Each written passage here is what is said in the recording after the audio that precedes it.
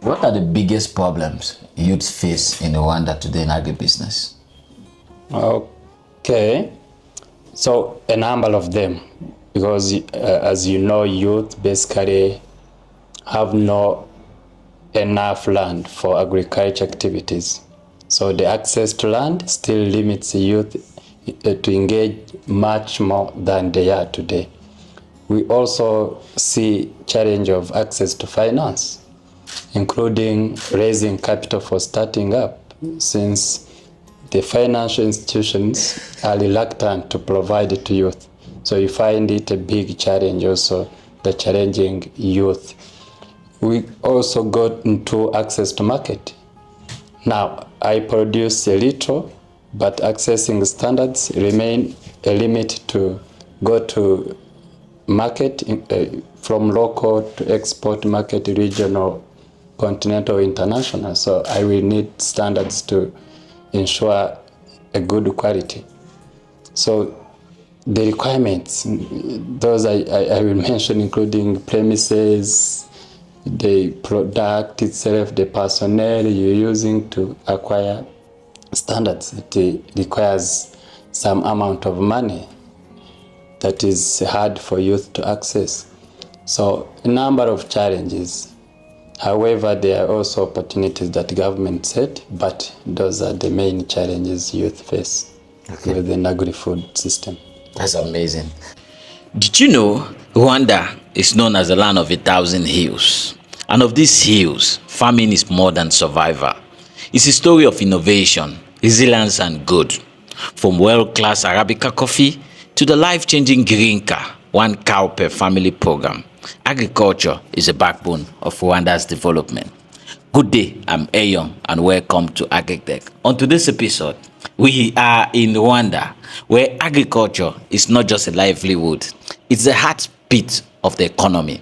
From the food on the table to the goods shipped across oceans, farming sustains both families and the nation. Yeah, tradition meets innovation.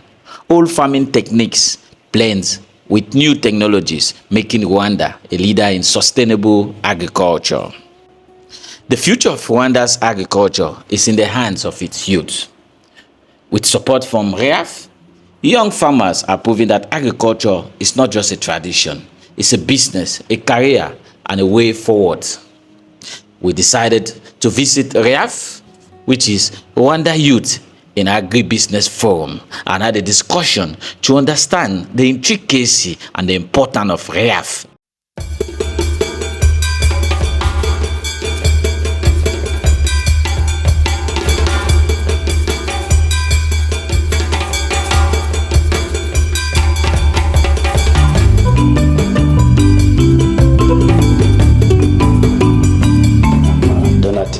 I work for Rwanda Youth in Agribusiness Forum as a Youth Engagement and Advocacy Officer, basically in charge of engaging youth into agribusiness and then advocating for policy changes and any other opportunities. So for RYAF, I will be directing it to youth. As you heard, Rwanda Youth in Agribusiness Forum, it is a forum for youth that promote or engages, mobilize, advocate for youth to be into agribusiness. Basically, it was due to limited number of youth into agriculture sector. So engaging more youth now into the farming, today we are counting over 3,000 and more as they continually increase. So many of those are into 5 clusters. These 5 clusters including agro-processing, inputs and other services, crop production, livestock, ICT for agriculture. So they are clustered into those 5 clusters. These youth are into from inputs to the 4, following agro-processing and others that are sellers on the market.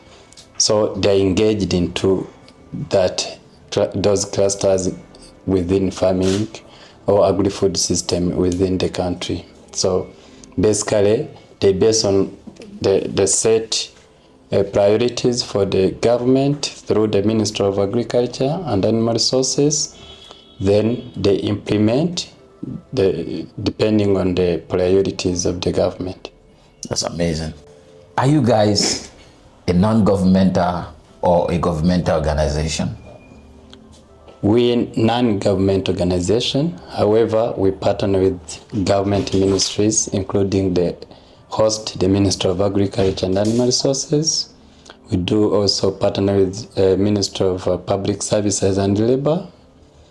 We do help youth to be employed, to get into employment. So that's where we partner with the Ministry of Public Service and Labor, and then Ministry of Youth and Arts. So since we are youth, we belong to them. So we partner into policy changes, policy advocacies, among others. We also work with the Ministry of Trade and Commerce, of which we have these people that have started small industries to medium. They need to go to market. They need to sell the product. So they are under this industrial part. So we do partner with the ministries, the government in general, and the other private sectors, but we work as non-government. Okay, that's amazing. You do mention you guys support youth in agribusiness. When you say support, do you support them in terms of training or in terms of funding or whatever? What support do you mean specifically? We do not provide funding directly. We do help these youth to advocate for funding, to link them to opportunities, to build their capacities based on the assessment of the capacity needs. So we do facilitate in terms of linking them to opportunities, in terms of advocating for policy changes that are not friendly to youth, in terms of capacity building, depending on the needs. Of course, we do assess the needs. We know the challenges. We know where to allocate the recommendations. Then we continually inform them on opportunities, and then we try to reduce the gap between these youth and the current opportunities and the policies. Okay, that's amazing. You have about 3,500 members. Yes. All youth. These members, are they all verified? Now, we do continuous verification. So these 30,000 and more, we have their details. Okay. Up to village level. But then, if we have them today, including those challenges, tomorrow you might find that they have increased, or few have failed due to these challenges that I have mentioned earlier. Yes. So, but all of those are in our database. Okay, that's amazing. For people out there who are interested in investing in Rwanda agribusiness, what are the basic things they need to have in mind, or what are the basic things they need to look out for before getting involved in investing in people who are doing businesses in Rwanda, agribusinesses specifically?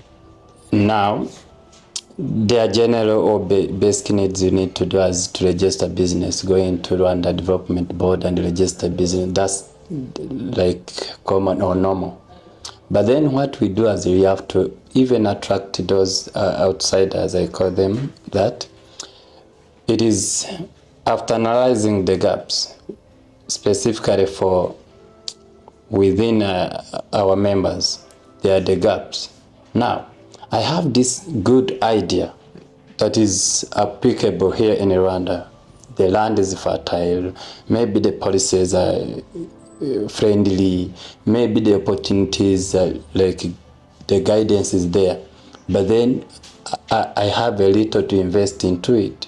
So we do show that we have this youth that cannot afford to invest in such a big opportunity. We link them. We normally have like cross-border alliances or meeting with other people across the globe. attending different dialogues. So what we show the opportunities within the sector, but again, before they invest, they need to understand the gaps within the sector. So we provide the gaps and we guide them on the registration of the business. We link them to those people with ideas. It is like selling idea, but it's not selling like it goes for good. It's selling for partnership. So yes, having this idea with limited capacity to raise it, we do show them the gaps and we find it away. That's amazing. And RYAF here, what policy has RYAF implemented in the Rwanda agribusiness that is beneficial to the youth who are involved in farming? One, it goes with the youth employment policy. So Rwanda, the government, since a 7 years government program, it aimed at youth employment around 22,000, if I recall well. So these 22,000, it is we in agriculture sector that help the government engage them into employment within agriculture sector through capacity building and awareness of opportunities within the sector. So that's one. So we also help into the program of 1 cow per family. So you give a cow, but these people do not know how do I go with it.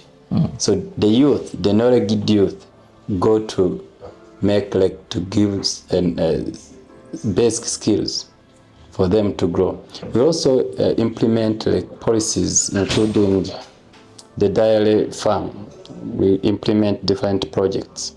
So among them, we have Rwanda Dairy Development Project that aims at raising the production and the quality of milk.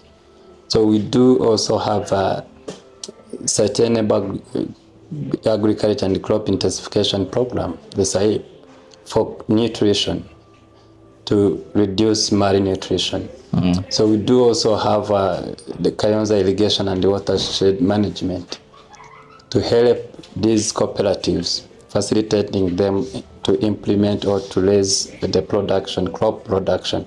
We do also have project of rural youth employment support project to help raise these rural youth that are vulnerable to access the opportunities, yes, to raise them and get employment. So a number of them. That's amazing.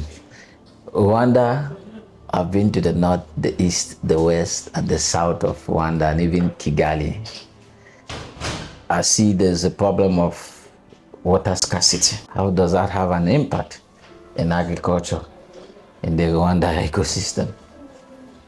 So it has a very big impact, but the government has set some measures, so including the boreholes, including the dam sheets, including the canal, like you say river, you direct it in a way that it serves the environment, and then to improve the irrigation system. You source the water from the source, then you build a way that reaches the farm. So all of those are strategies to make sure these people access water, not enough as we want, but at least to increase production and reduce hunger as one of the priority within the 7 years program. That's amazing. This is the land of 1,000 hills. Of course. And it's really everywhere, especially where we went yesterday at the north, in the northern part of Kigali, on the northern part of Rwanda. The high hills everywhere, and farmers are planting at the hill. Are there some secrets or magic? How do they even manage to plant at a steep hill? It is, like I said, it is sourcing water from the source through the tubes up to the farms. So it depends where the farm is. It may require high investment. So we attract investment to do that those with the man, of course. So for the community, we cannot do it for an individual. Yes. But as long as it serves the community, the large community, Yes. the government also invests, of course, with the partnership of other investors, invests much more to serve this community that is in a large scale. But also the way you've seen, there is a land consolidation system here. Not all land is for cultivation or for living. Yes. No? Yes. We know that this is for cultivation. We even mobilize people to move, we call it urbanization, to move from the place for farming, they go for place for living. I call it for living. Don't get a very terminology. But then the way they do, as long as we gather into a big community, the government makes sure water reaches the place. That's amazing. There's a lot of urbanization happening in Kigali and Rwanda. The city is fast developing. How do you guys look at food to sustain the economy or to sustain the population of Rwanda in the coming years or in the future? Because there's a lot of urbanization and people are moving from the rural area to the city center, which lands are being used for construction and developmental program. Today, however much we are doing urbanization, we are also encouraging urban farming. But beyond that, we are not saying from here to there, this is specifically for open field. We are encouraging the vertical farming, of which you produce from a smaller scale, but you produce high yield. So the smaller land, the country itself, so we are trying to find a way that we produce from that smaller land, but we get high yields. So this will sustain, because the vertical farming is different from the open field farming. It is easy to acquire water, to control the climate change, to ensure the needs or the inputs for high production are all available through vertical farming. Now, if you have had a chance to enter into the ministry, you saw one of them. Yes. So these processes of hydroponics, of aqua, what is yes? So aquaponics. So all of those are the mechanism to find a way that, however much we have a limited land, but how can we have high production or high yield with this, and increase exports and processing or adding value. Okay, that's amazing. You spoke about ICT. What impact does information technology has on the Rwanda agriculture space? Now I will start telling you, though you know, that youth are currently more engaged into technology. So we have some members that are designing a system where a farmer can easily detect the need for the crop. Does this crop need irrigation? Do I need to stop irrigating? The sensor itself informs the farmer. Then going there and sit without knowing when to irrigate or when to not. So this system that youth are trying to build reduces the effects of climate change and reduces this thing of, we know we have 3 seasons, we have to cultivate this day as we wait for the rain, as we wait for the sun. So the technology informs the climate changes. And then how do I adapt it to climate change due to information that I have got from the system or the sense of the weather and so the variability of climate and then the climate change itself that lasts long.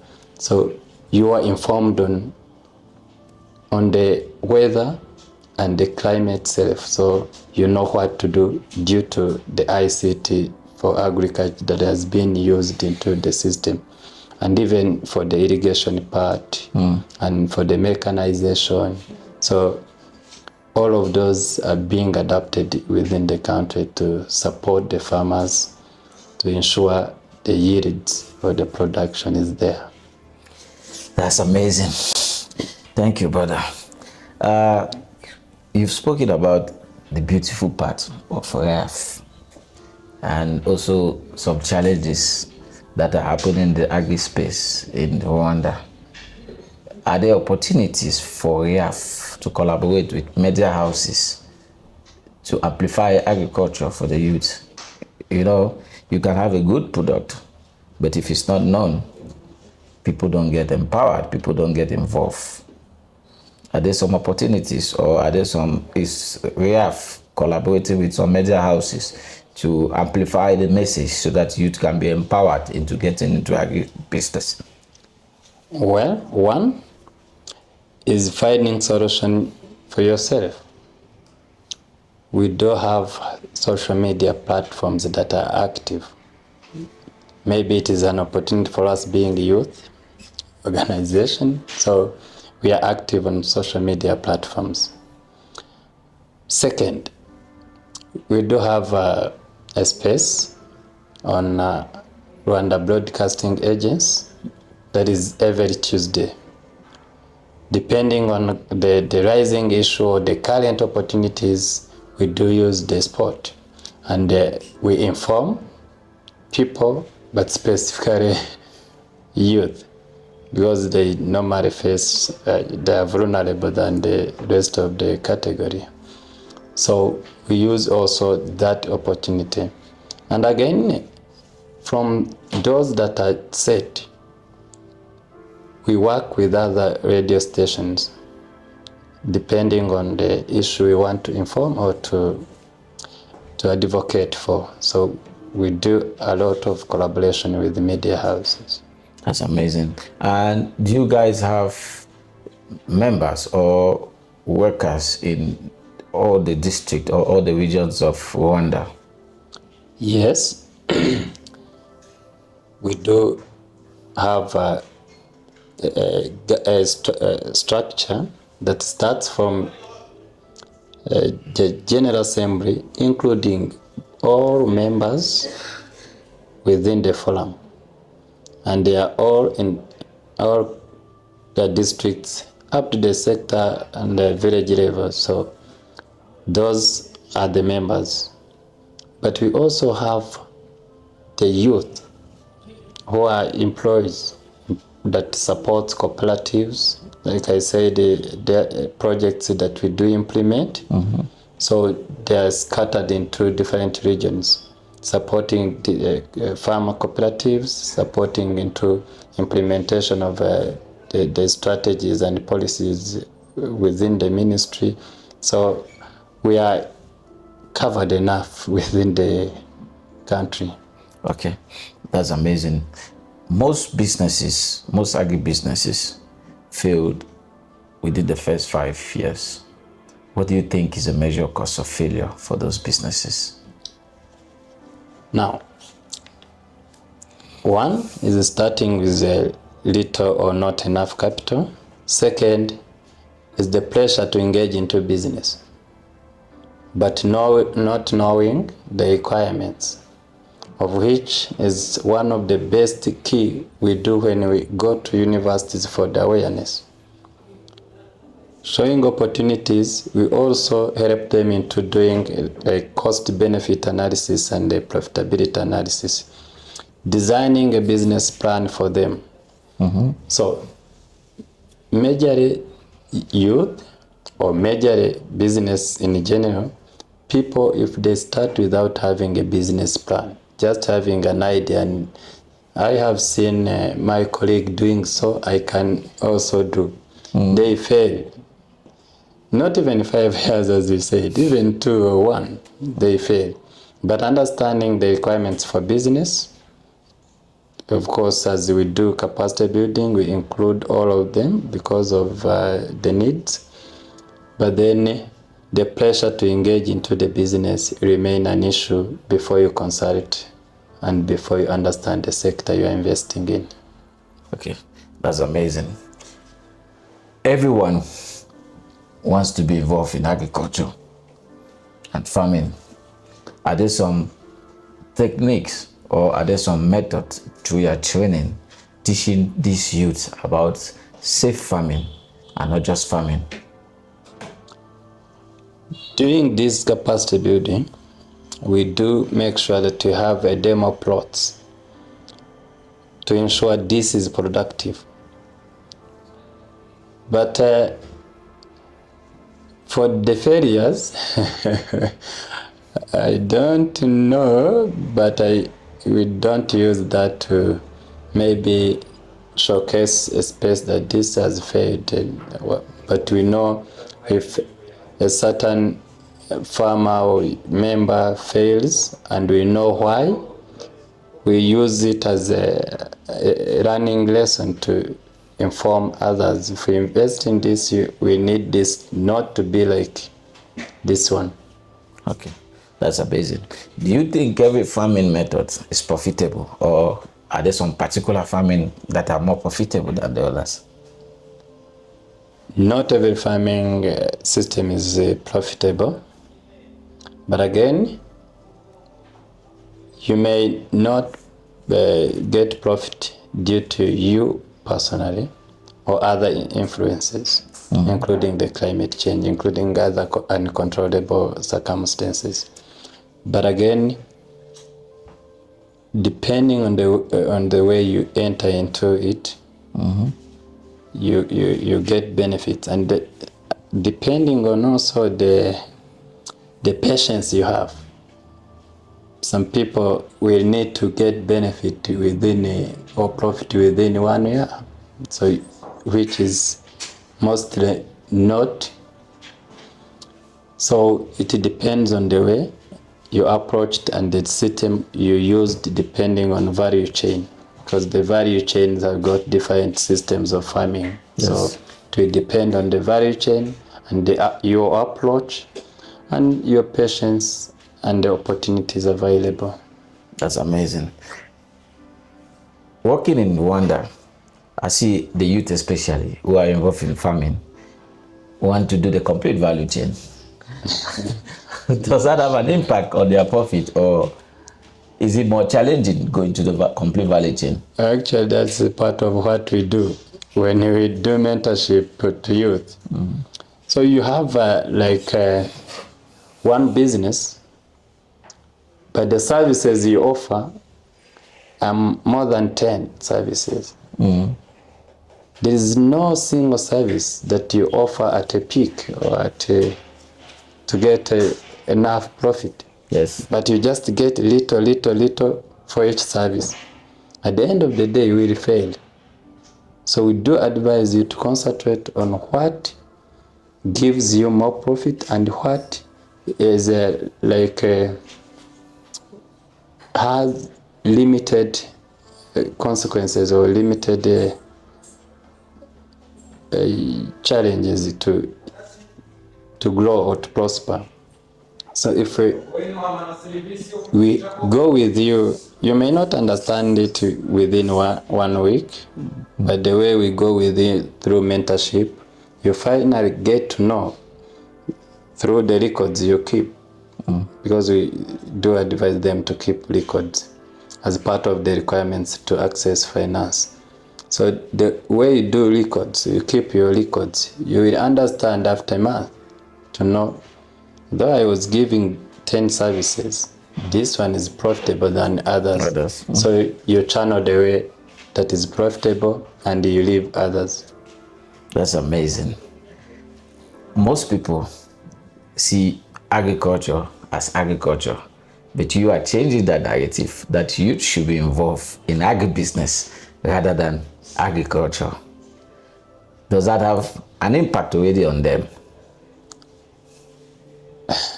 A lot. So we entered into this to challenge the mindset. After challenging, then you change the mindset. So following the interventions of youth in agri-food systems and following the relays into production, the innovations, if you're a farmer, just a farm of maize farming, let me take it as an example. Yes. Tomorrow you understand, oh, can I get a flour from maize? Okay. Can I keep maize for a month without evils and what? Yes, due to the farming or good agriculture practices got from youth involvement into that. So cooperative have raised production and have now reduced the post-harvest losses. So there is a big impact into it. That's amazing. Where do you see RYAF in the next 5 to 10 years? Simple. A drive for agriculture within and even regionally or continental. Maybe in 10 years, not internationally, but indirectly international again, because the products for our members will be everywhere, very continental, everywhere on this earth. So it is just a driver of agri-food system. That's amazing. And what does it take for someone to be a member of RYAF? Now, I will categorize members. Since we are the one to mobilize or to engage youth into agribusiness, you immediately become a member. Okay. Even before you register. Registering as a member, not registering as having all of details of what you do or what you want to do. Yes. It starts with an idea. But again, we do have members that are full member that also normally pays 12,000 Rwandan francs annually. So at that level, from your idea, from understanding the concept of what we help you, what we provide, from there you reach at a point that you want also to give back to the community, to other people that remain there. You pay your membership fee to ensure the sustainability of the forum and the activities of engaging more youth. So we have also honorary members that we provide these services of advice, services of funds, services of... So we have different members, but for youth, as we at Rwanda Youth in Agribusiness Forum, it takes you having idea into agriculture or agribusiness, and then through the process paying the membership fee to become a fully member now. So it is only an idea of agriculture, agribusiness, and the heart that you want to join, and knowing what you benefit from, and finally you pay the membership. That's you become amazing. A member. That's amazing. How many staff members do you have here? At the head office, we are around 21, and then we have other staff in the region, field staffs. I will not recall fully, but they are over 100. So it is a big team and covering the whole country. But at the head office, we are around 21. That's amazing. If you have any message for the youths out there regarding farming and agriculture and agribusiness, what will your message be? It would be just consistency and knowing it does not come as you want, the patience and the consistency of what you're doing, and understand the concept of agriculture before you just go into it. That's amazing. Even as you enter, you see some of the pictures or the photos that shows the level of where they are. So there are a lot of success stories, and there are a lot of who they come to do peer-to-peer coaching They come back for mentorship to mentor their fellow youth. So we have a lot of youth that have achieved at least to the level that we are happy for. So a number of them. That's amazing. And recorded, not just knowing them like that, recorded in our database. Some of them we do show them on the website. That's though amazing. all not cannot be there all. That's amazing. For organizations that want to partner or support your movement, because to me this is a movement. Sure. How can they get in touch with the RYAF?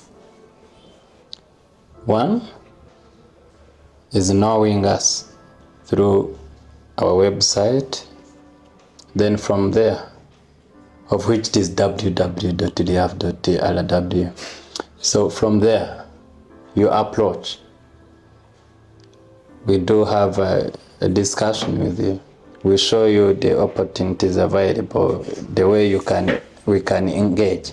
You tell us the opportunities, the way we can benefit from you. That's part of you finding us or knowing us. But there is also us creating awareness of what we do through visibility of members' businesses and through looking on the available opportunities around the country and the globe to see how also we do approach you, not waiting for anyone to come. So through discussions, we know which area we're partnering with you and the way forward for it. That's amazing. Are there some support systems apart from, I know you give the business support, are there some governmental support for the RYAF members? Yes, there are government funds through international NGOs that bring funds that are directly benefiting youth. So some of them are channeled through us to members. So others, as we do not provide support directly, Yes, but finding funding opportunities and grant opportunities, a number of them that are within agriculture are channeled through RYAF, or we cooperate to ensure our members get those funds or grants. that's amazing. You've supported members. How do you ensure that the money you support them go to good use? I remember saying record keeping, and if we have got a grant, we do make follow-up to ensure you record everything. Then from this month to this, you also, through our district committees, they normally reach to members. So through that, we ensure that the district committee representative reports the level you're in, as we categorize from startup, idea, startup, middle, then to growth stage. So we understand now. Last time you were at the idea stage. This year you're at a startup. So you've got grant at a startup level. Now you have shifted to medium. So we understand the movement, as I said, the movement. So we categorize them to understand, and we graduate them from a startup to another level. Thank you. So tell us a bit about yourself. Were you born a farmer or did you study farming? How did you just get interested in farming? One, I was born a farmer through parents. Okay. Because they do farming, or by then they did farming. But this farming was not modern, just normal. The subsistence farming. But then I also had a chance following the education, the normal education, primary to secondary. Second, I did sciences that involved more of biology and chemistry. So to university, I did agriculture, but in a professional way, food science and technology. So from there you understand the system until you need to add into technology of it, or to process the foods, or to add value to the farming production. So you immediately understand the sector, the whole value chain. But then from there, I joined the agriculture sector as an employee. So over now 7 years, so engaged in agriculture for you. I understand the sector through that way. That's amazing. Do you think anyone can get involved in agriculture, or you must study agriculture? Anyone can, considering the said above messages. Anyone can, but not just entering into it without knowing what am I going to do into it.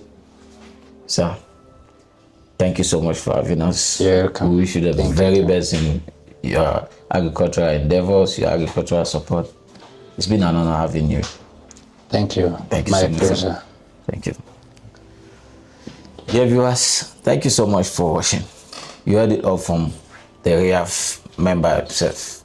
From the hillside to the market, from coffee beans to honey, Rwanda's agriculture is a story of strength, hope, and progress. It's a story of people, land, and innovation working together to build a sustainable future. Please get involved, get in touch with RYAF. If you are a business person that is interested in doing business in Rwanda, please get connected to RYAF. Thank you for watching. If you are new to our channel, kindly subscribe, click the notification bell, like, comment, so you never miss an episode on agriculture that matters. Until then, peace.